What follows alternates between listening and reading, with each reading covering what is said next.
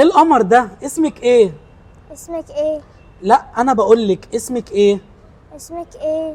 اسمك ايه؟ اسمك ايه؟ طيب تشربي عصير؟ تشربي عصير؟ تشربي عصير؟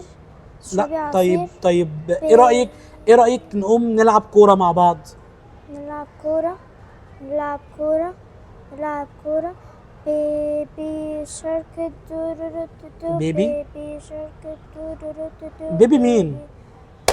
عايشة يا نجاة. لا دي يا جماعه الايكولاليا، وهي ان الطفل يكرر نفس الكلام اللي بيسمعه سواء في نفس اللحظه او بعدها بفتره. يعني لو سالته وقلت له اسمك ايه هيرد ويقول لك اسمك ايه، ودي الايكولاليا الفوريه. ولو سمع اعلان في التلفزيون او لو سمع باباه بيقول لمامته اي حاجه زي مثلا عايش يا نجاة، هتلاقيه بيكرر الجمله دي كتير على مدار اليوم، ودي الايكولاليا المؤجله. السؤال هنا بقى، هي الايكولاليا مشكله؟ الحقيقه مش دايما مشكله، احيانا بتكون مرحله طبيعيه من تطور الكلام، واحيانا بيستخدمها الطفل عشان يتواصل او يعبر عن نفسه. لكن لو استمرت لفتره طويله وبدات تاثر على تطور اللغه والكلام والتواصل، ساعتها لازم نتعامل معاها. تعالوا نشوف مع بعض خطوات بسيطه نقدر نبدا بيها. اول خطوه مهمه اننا نفهم جدا، نفهم الطفل بيكرر الكلام ليه. تفتكر ممكن يكون عاوز يطلب حاجه، ولا يمكن يكون مش فاهم السؤال وما عندوش حصيله لغويه تساعده انه يرد عليك، ولا يمكن يكون متوتر وبيكرر اللي انت بتقوله علشان يهدي نفسه؟ ممكن جدا يكون مش فاهم الكلام اصلا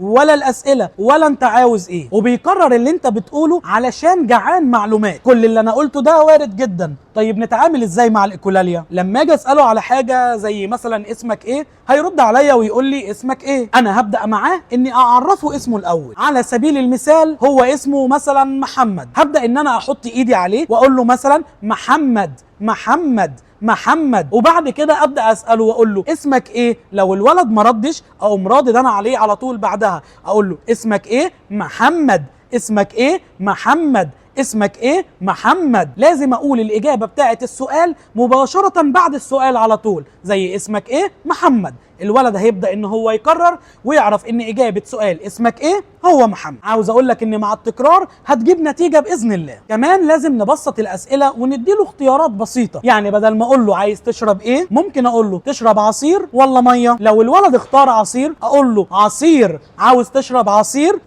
عاوز تشرب عصير؟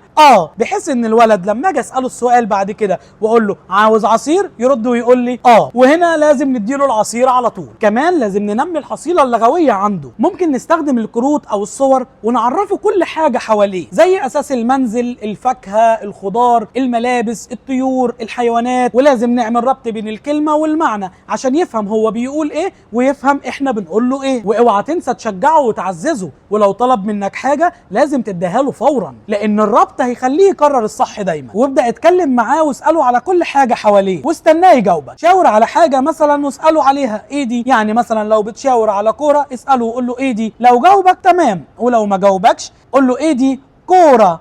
كوره. واساله تاني ايه دي؟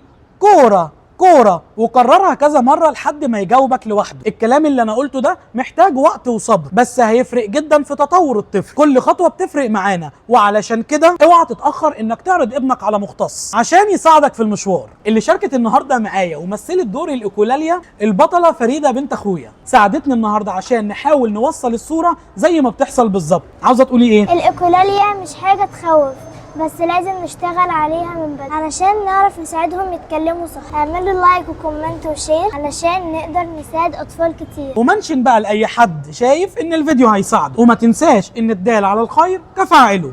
سلام.